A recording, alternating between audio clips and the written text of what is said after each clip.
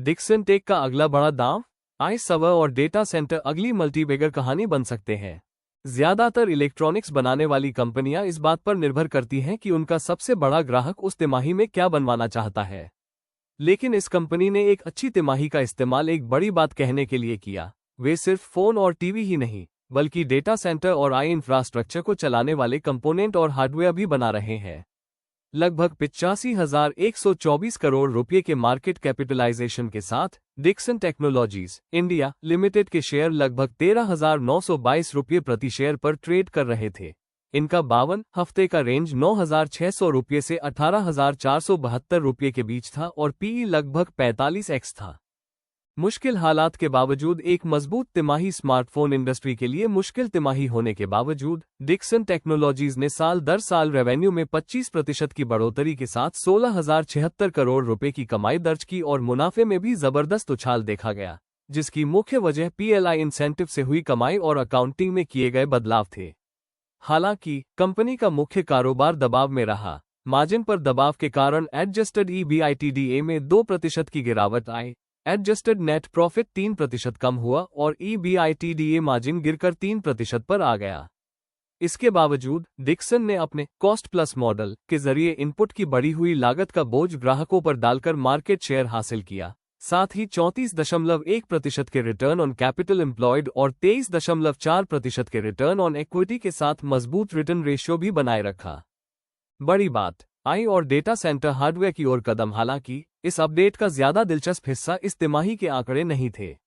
Management ने कहा कि वे फोन और अप्लायंसेस से आगे बढ़कर एंटरप्राइज सर्वर, आई डेटा सेंटर सर्वर और एसएसडी मैन्युफैक्चरिंग के क्षेत्र में कदम रख रहे हैं, ताकि क्लाउड और आई इंफ्रास्ट्रक्चर की बढ़ती मांग को पूरा किया जा सके। सितंबर तिमाही से एसएसडी का प्रोडक्शन शुरू होने की उम्मीद है और कंपनी अपने सर्वर और डेटा सेंटर की क्षमताओं को बढ़ाने के लिए एक जॉइंट वेंचर पार्टनर के साथ बातचीत कर रही है।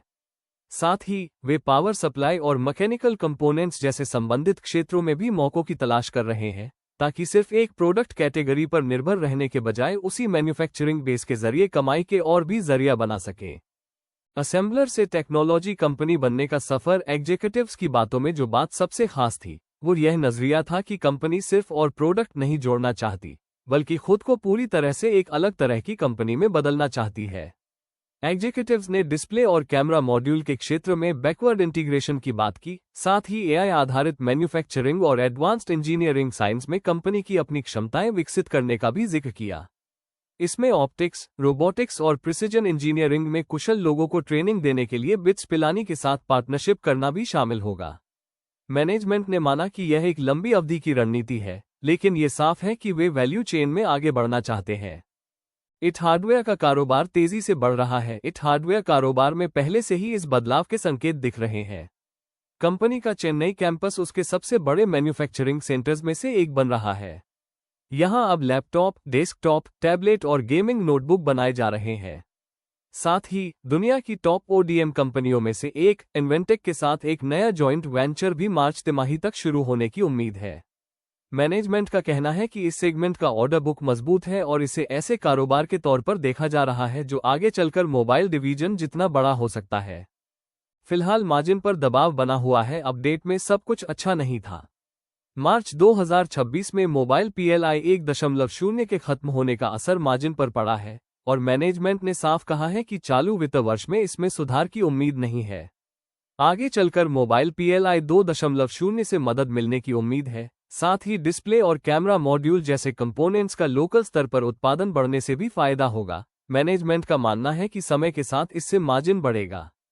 कंपनी ने यह भी बताया कि तिमाही के दौरान वर्किंग कैपिटल का इस्तेमाल करीब 800 करोड़ रुपये बढ़ गया। इसकी मुख्य वजह मेमोरी की कीमतें और बढ़ने से पहले रणनीतिक इन्वेंट्री बनाना था। मैनेजमेंट ने इसे कारोबार के कामकाज के तरीके में स्थायी बदलाव के बजाय अस्थायी घटना बताया। निष्कर्ष, अभी जो हो रहा है और जो वादे किए जा रहे हैं, उनके बीच सच में एक बड़ा अंतर है। Q1 के नतीजे अच्छे रहे हैं और वे पहले ही आ चुके हैं। आई सर्वर और एसएसडी से जुड़ी योजनाएं अभी शुरुआती दौर में है। ये ऐसी पार्टनरशिप पर निर्भर हैं जो अभी पूरी तरह से पक्की नहीं हुई हैं और पीएलआई 2.0 जैसी पॉलिसी स्कीम पर टिकी है, जिसकी शर्तें अभी तय की जा रही है। अगर मैनेजमेंट के बताए अनुसार यह विविधीकरण डाइवर्सिफिकेशन सफल रहता है, तो दशक के आखिर तक कंपनी का स्वरूप काफी बदल सकता है। हालांकि जब तक काम असल में विजन के मुताबिक नहीं होने लगता, तब तक निवेशकों से असल में यही कहा जा रहा है कि वे एक अच्छी तरह से चल रही असेंबलर कंपनी की कुछ और बड़ा बनने की क्षमता पर भरोसा करें।